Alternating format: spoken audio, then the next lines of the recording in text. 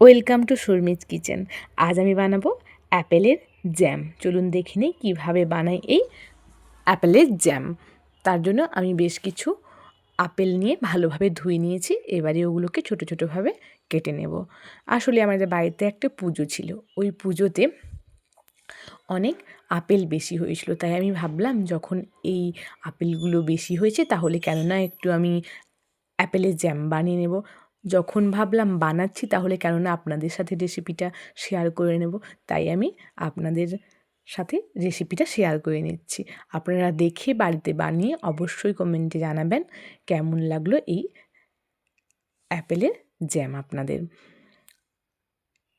এইভাবে মাঝখানটা বাদ দিয়ে সবগুলো আপেল বীজের অংশটা বাদ দিয়ে কেটে নেব।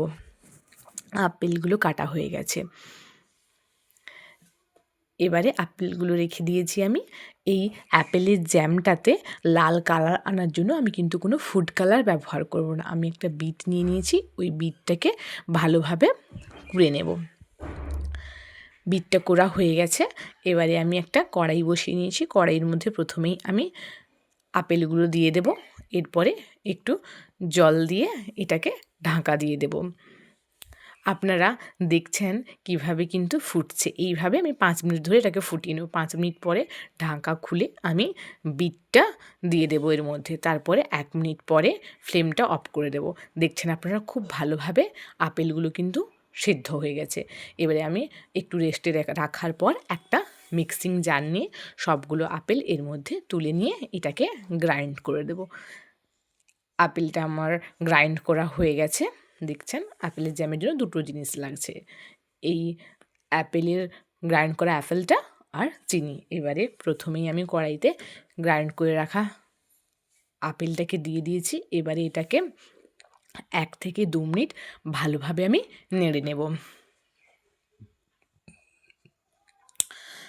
দেখুন 1 থেকে 2 মিনিট পরেই আমি এর মধ্যে যে চিনিটা রেখেছিলাম ওই চিনিটা আমি দিয়ে দেবো।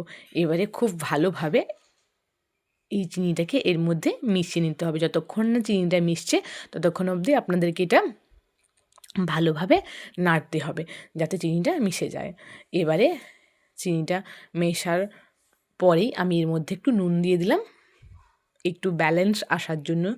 চিনিটা যেহেতু মিষ্টি, আপেলও মিষ্টি, দেখতে পাচ্ছেন কমপ্লিট প্রায় হয়ে এসছে আমাদের অ্যাপেলের জ্যাম। এবারে আমি এটাকে রেস্টে রেখে দিয়েছিলাম। রেস্টে রাখার পরে ঠান্ডা হয়ে যাওয়ার পরে আমি একটা জারের মধ্যে এটাকে ভর্তি করে দেব। এইভাবে একটা কাঁচের জারে আপনারাও এটাকে প্রস্তুত আমাদের অ্যাপেলের জ্যাম।